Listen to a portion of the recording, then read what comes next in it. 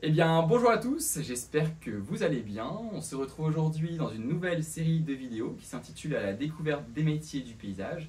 Et aujourd'hui, pour cette première vidéo, je suis avec Françoise Bougnou, qui est la fondatrice de ce magnifique jardin, qui est le Jardin du Point du Jour. Avec son mari, ils ont créé ce jardin il y a plus de 40 ans. Et donc, dans cette vidéo, on va découvrir son parcours, son métier, son expérience au sein de ce jardin.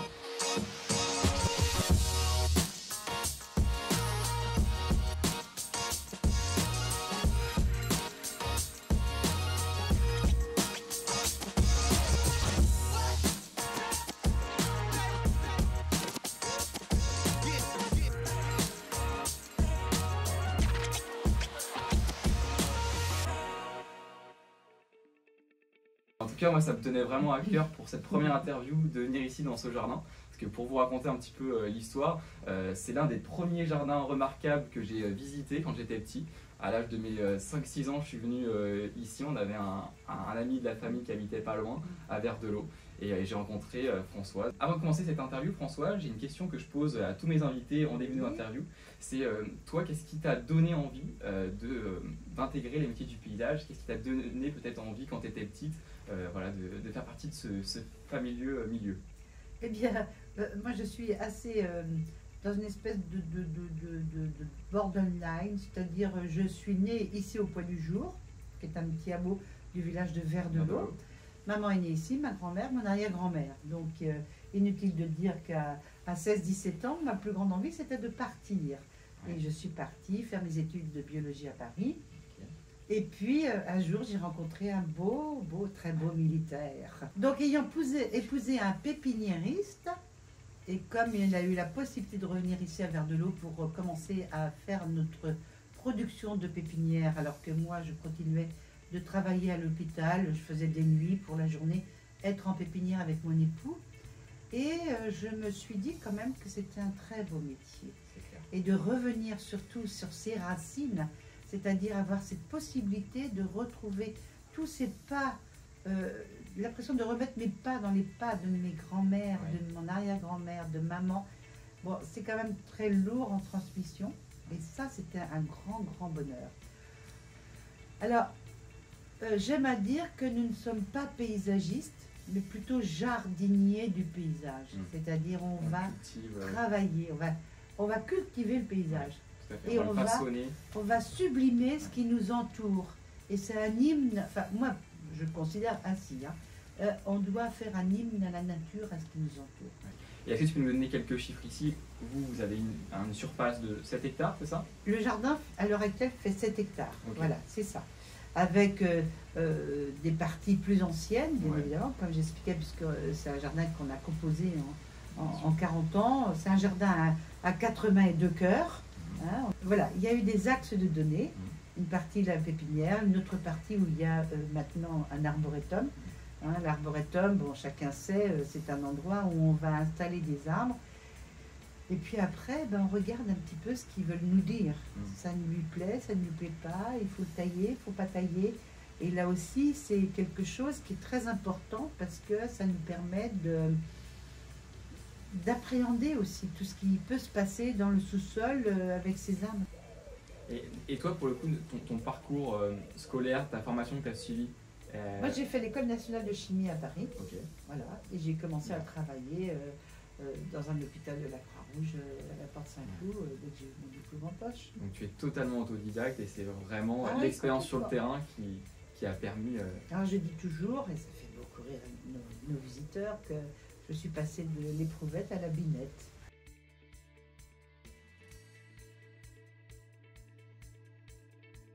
Qu'est-ce que tu fais au quotidien? Alors, inutile de dire, je suis en retraite depuis 2 ans. Ouais, effectivement. Mais je suis toujours quand même très impliquée parce qu'un de nos garçons a repris l'entreprise de paysage. Donc je continue de faire les dessins. Je continue d'aller chez les clients pour le projet. Bien évidemment, bon, moi je suis encore à l'ancienne, très ancienne école, à savoir je fais tous mes petits plans à la main, écriture à la main, description des plantes à la main. Tu travailles quoi au niveau des stylos? Tu travailles des cromarqueurs Voilà, c'est ça. Et puis après, bon, par contre, ça c'est plus à la main, mais c'est Et bien évidemment, avec des logiciels, je fais les quantités, les prix, etc. Et puis ensuite, si voilà, le projet, on va le présenter. Et en général, ça se passe toujours très très bien. Et pour la réalisation, je suis toujours à la plantation. Hein. Et puis après, je passe parfois une journée ou deux en fonction si j'ai envie de me dérouiller ou pas. Voilà. Mais j'ai de quoi me dérouiller ici, puisque ici on a tout l'entretien du jardin. C'est clair. Parce que ce qu'il faut bien comprendre, c'est qu'on a ici, on a plusieurs activités. On a ici le jardin qui a un aspect plutôt pédagogique, où vous accueillez des écoles, des événements, etc. C'est ça. Et après, il y a aussi la partie entreprise où ils font de la création. La création. Et puis de l'entretien de jardin. Tout à fait. Toi, qu'est-ce qui te fait vibrer? Donc, tu m'as parlé du végétal. Alors, moi, ce qui me fait vibrer, c'est cette notion de symbiose avec notre environnement. Savoir qu'on doit le respecter, savoir qu'on doit le protéger, savoir qu'on doit le bichonner, le chouchouter, voilà, avant tout. C'est-à-dire, avant de commencer à vouloir installer quelque chose quelque part, que ce soit un jardin, que ce soit un parc, que ce soit n'importe, il faut avant bien observer ce qu'il y a autour de nous. C'est vraiment un conseil que je donne, c'est voir, voilà, les plantes indigènes. Bon, après, j'ai mauvaise presse de dire ça parce qu'on a quelques plantes qui sont complètement exotiques. La plante exotique, c'est des plantes qui viennent d'autres continents, mais qui ont été ramenées sur notre continent par tous ces grands botanistes qui, à l'époque, trouvaient des trésors, comme le ginkgo biloba, comme le Davidian volucrata, enfin des plantes comme ça. Voilà. Et d'ailleurs, aujourd'hui, on va être obligé de composer avec des plantes indigènes et exotiques, parce qu'avec le changement climatique, c'est quand même une question qui se pose aujourd'hui chez les botanistes et scientifiques. On ne peut pas faire uniquement avec l'indigène. On est obligé de s'adapter aussi. C'est ça. Et c'est ce que tu fais aussi. Tu t'expérimentes aussi dans ce jardin. On expérimente ça aussi. Effectivement, c'est ce que j'expliquais au départ, c'est l'arboretum, c'est aussi un peu le but. Hein. Pour que le public comprenne bien ton parcours, comment tu en es arrivé là, est-ce que tu pourrais nous donner quelques conseils que tu recommanderais à un jeune qui se lance dans le métier du paysage, qui a une passion commune, qui aime les jardins, etc. et qui aimerait faire des métiers du paysage son métier futur? Est-ce que tu as un conseil à lui donner? Oui, moi, le conseil que j'ai à donner, c'est surtout entre 20 et 25 ans, c'est donner de la joie, donner du bonheur, donner vraiment, et je redis encore, hein, avec tout ce qui est autour de nous, hein, on doit le sublimer, je dirais, et la passion. Voilà. Le conseil que je peux donner, c'est la passion. Voir énormément de jardins, aller dans les pays étrangers, c'est le moment, et puis apprendre, toujours apprendre, ne pas hésiter aussi à demander, et puis après, oui, il faut vraiment être toujours à l'affût, toujours. Moi, là où je me régale le plus, c'est quand les personnes ici me disent « Est-ce que vous connaissez un jardin à visiter dans le coin ?» J'en ai toujours pas mal à leur donner. On a toujours été à l'affût, toujours à trouver le petit détail qui fait que, ici d'ailleurs, il y a plein de répliques de tous les jardins qu'on a pu visiter. C'est ça qui est fantastique, c'est qu'il y a plein. Moi, ce que j'aime beaucoup aussi dans les jardins, c'est quand il y a plein d'univers différents. Et ici, c'est un jardin qui a énormément de curiosité, énormément d'espaces différents et des ambiances. Voilà, c'est ça. Vous avez quelque chose qui est aussi hyper vallonné, donc ça joue aussi. Des vues qui s'ouvrent, des découvertes. C'est ce que je disais tout à l'heure. Hein. Nous, on a ici un paysage naturel qui ne demande absolument pas du tout d'être ni fermé, ni clôturé, ni au contraire. C'est un endroit qui est à hauteur et dégagé. Et c'est vrai que ce paysage-là, de toute façon, on n'a pas à le former, il est là. Et la cathédrale végétale, est-ce que tu peux nous en dire un petit peu plus? La cathédrale végétale, nous sommes allés visiter Chartres en 2010, et avec une conférencière qui était un petit peu barrée ou fêlée, mais nous on aime bien les gens fêlés parce que la lumière passe à travers. Donc ça nous correspondait très bien.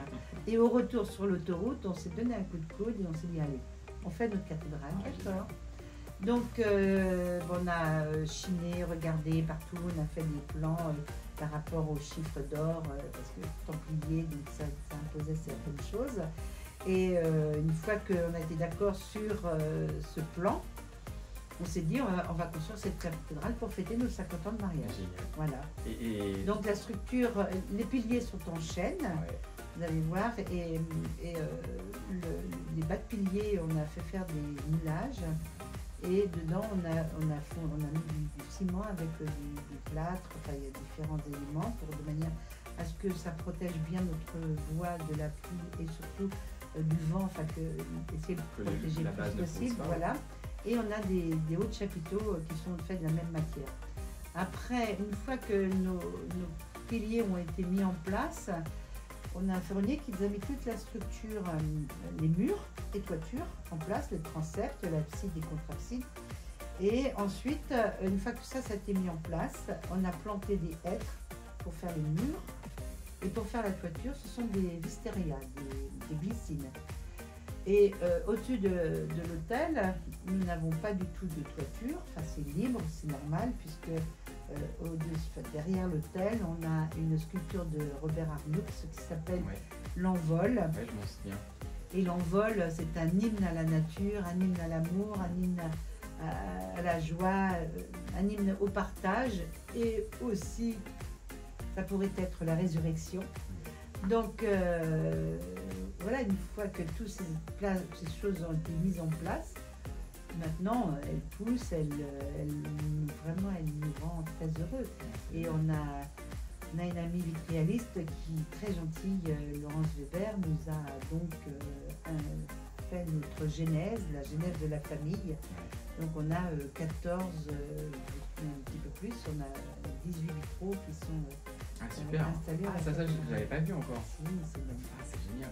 Parce que pour la petite histoire, en fait, la dernière fois que je suis venu dans le jardin, c'était il y a 5-6 ans. J'étais en stage et pour le coup, c'était au moment de l'inauguration de la cathédrale végétale. Ouais, donc, en 2017. En 2017, donc ça fait quelques temps. Ouais.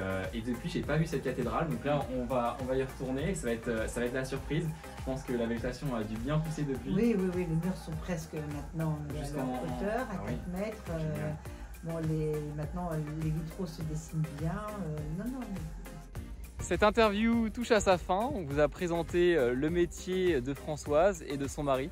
Voilà, c'est quelque chose d'incroyable ce qu'ils ont accompli ici. On vient de faire le tour de ce jardin qui est juste sublime.